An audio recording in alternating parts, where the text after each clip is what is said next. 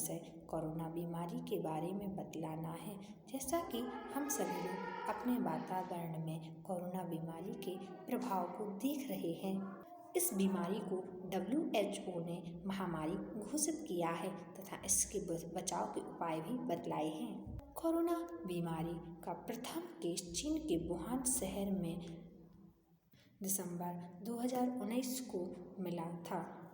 तथा कोरोना बीमारी का संक्रमण इतनी तेजी से विश्व स्तर पर फैला है तथा भारत में यह जनवरी 2020 को इसका प्रथम संक्रमण का केस मिला। इस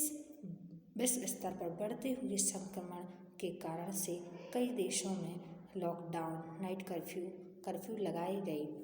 तथा भारत ने भी 24 मार्च 2020 को भारत में प्रथम लॉकडाउन लगाया। विश्व स्तर पर लगाए जा रहे लॉकडाउन, नाइट कर्फ्यू का उद्देश्य यही था कि जनसंपर्क को रोका जा सके, जिससे कोरोना का संक्रमण कम हो। हमें कोरोना से संक्रमित व्यक्ति से दूर रहना चाहिए तथा उसकी स्पर्श की हुई वस्तुओं से हमें नहीं छूना चाहिए, क्योंकि जब कोरोना का व्यक्ति संक्रमित होता है,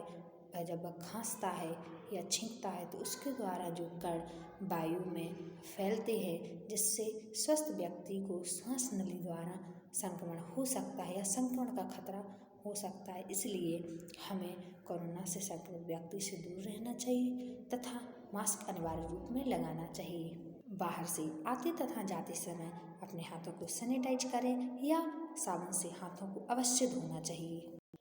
तथा कोरोना के इस काल में हमें संतुलित आहार लेना चाहिए तथा अपने आहार में यह विशेष ध्यान देना चाहिए कि हमारे शरीर में खनिज लवणों, वसा, कार्बोहाइड्रेट की मात्रा भरपूर तरीके से प्राप्त हो रही है या नहीं, क्योंकि